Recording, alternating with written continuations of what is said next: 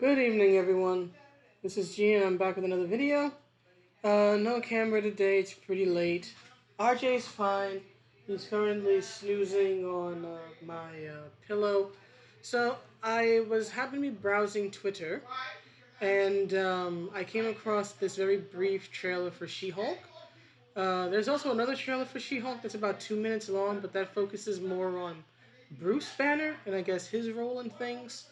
And I wanted to focus more on Jennifer Walters herself. I've made a few videos over the past 2 years or so covering my concerns about this show, in particular Dana Schwartz being, I think, one of the show writers. I did a few videos about her. She sort of got in trouble with the internet back in 2019 when she made some very salty tweets about South Park and all this other stuff. I'll link to some of the videos in the description of this video, but I just wanted to just briefly play this. Hopefully I won't get in trouble with YouTube, and then go over it, because I'm not exactly feeling this trailer. I think it starts out well, and then I think it goes south. So let me play it, and then hopefully it'll play well, and then I'll replay it and go into specifically what my concerns are. So here we go. Hopefully it'll play. I'm Jennifer Walters.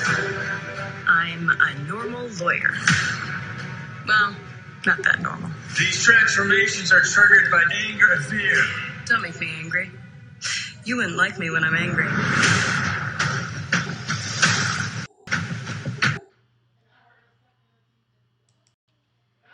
Okay, so that was the trailer. Very brief, very brief. So now, let me go over it. These beginning parts, her doing yoga, her walking to her walk place, talking about how she's a normal woman, are fine to me. That's not where the issue comes in for me.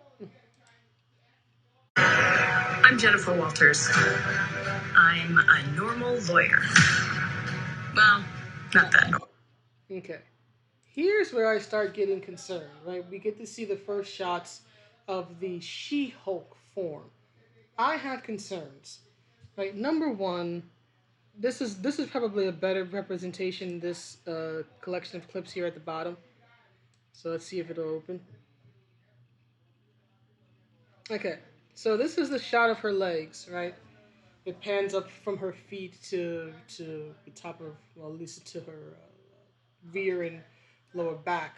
But okay, we see that she's in shorts, right? They're probably going to give her this very, I guess, uniform-esque type look where there's shorts, right? This very, which of course is going to de-emphasize the sex appeal of the character, which I think is a mistake, especially since She-Hulk in particular, especially once John Byrne started writing the character in the mid and late 80s, and up until recently in the comics, right? The She-Hulk form was Jen's empowerment fantasy, right? The thing about, for those not familiar with the character of Jennifer Walters and She-Hulk in the comics, right?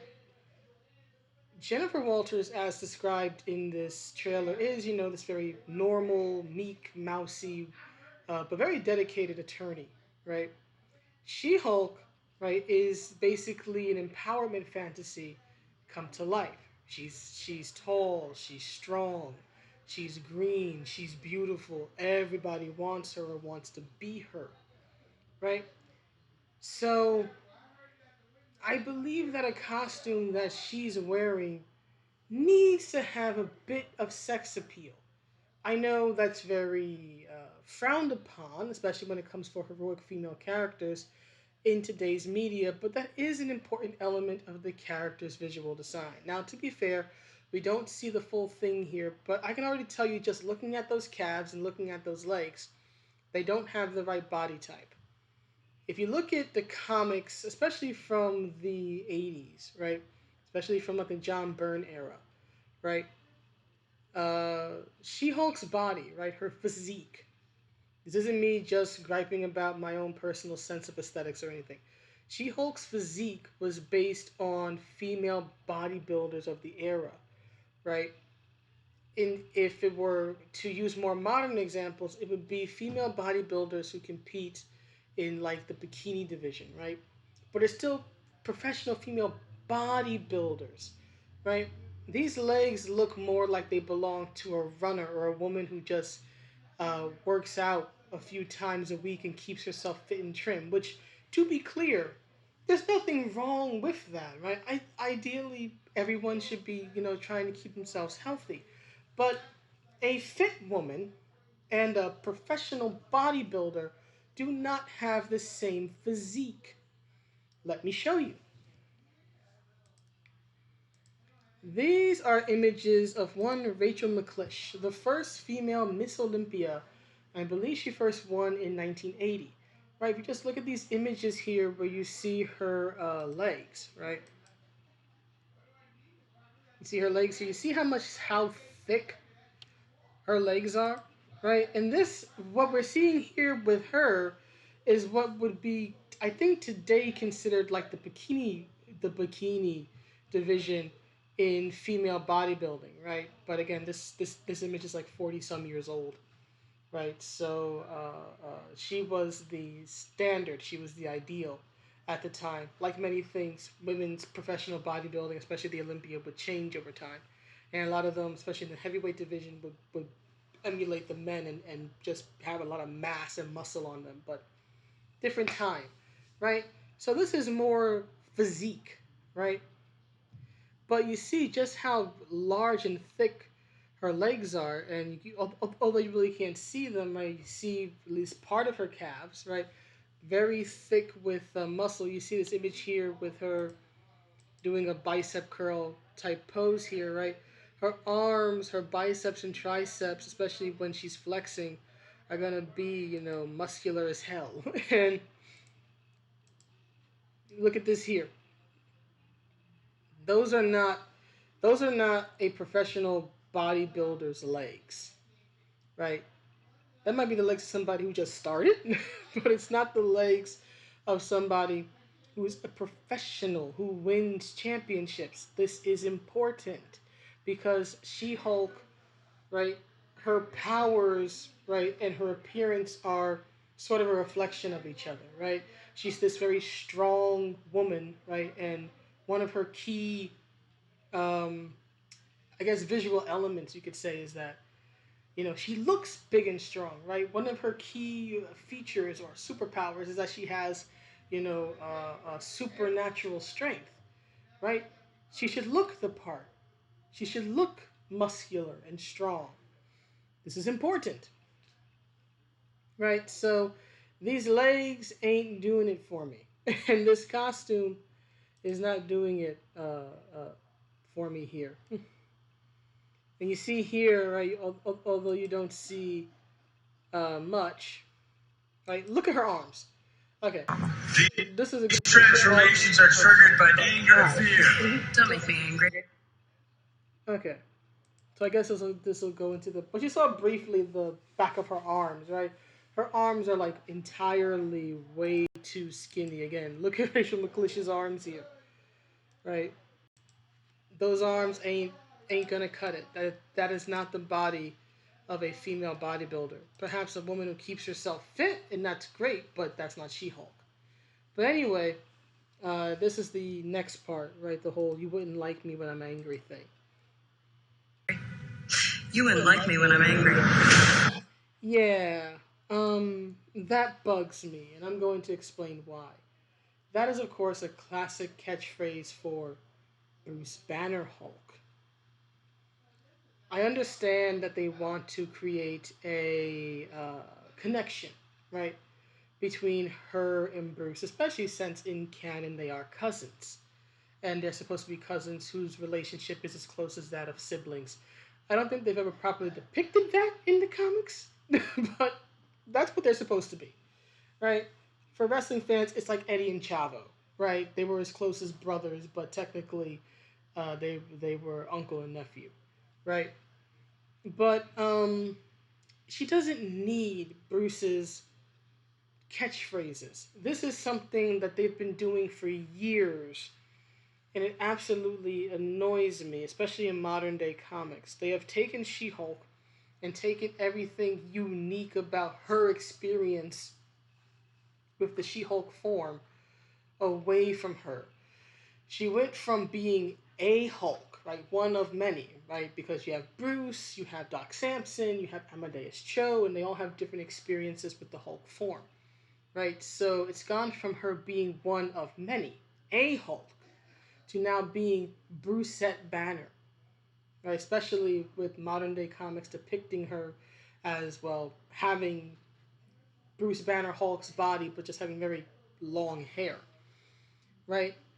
Jen Walters is not a Bruce Banner clone, right? When you make her a Bruce Banner clone, when you have her say his lines, right, you turn her into that. You make people, especially those who are not familiar with the comics iteration, think that, oh, she's just Bruce Banner but a girl, which has never been the case. Even in the original 1980 comic Stan Lee wrote, that took a much more serious turn with her, right? The whole action comedy thing wouldn't come until like the late 80s when John Byrne started writing her solo series. But,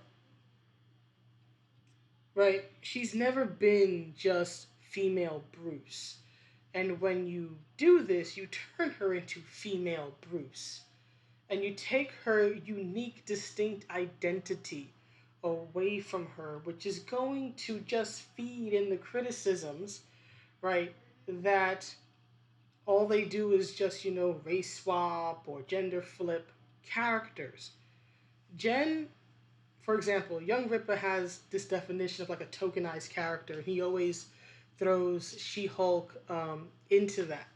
Now, with all due respect to Ripper, I've never agreed with him when it comes to using his definition of tokenization when it comes to Jen Walters, because Jen was more than just Girl Hulk, at least in my opinion. And to be fair, I have a bias as a fan, so there's no doubt that is impacting my viewpoint. But Jen, to me, what made Jen stand out was that she was a woman who happened to be a Hulk, or a Hulk who happened to be a woman, right? It wasn't just me, big, strong girl, like it is now. So I think that when they do this, you prove people like Young Ripper are correct on this particular case.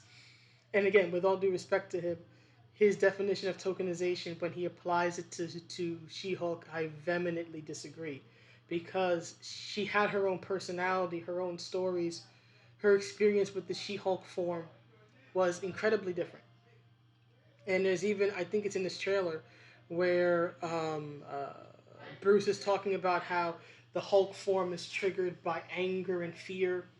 Now, in context of the scene, I don't mind him saying that because, right, that's the only experience he's ever had with it, right? Or at least that's his defining experience with the Hulk form, because it was born of his anger and fear due to his less than stellar home life, let's say. So I can understand in the context, right, that because that's the only experience he's ever had, right, that he's going to tell her, hey, this is how it works, right?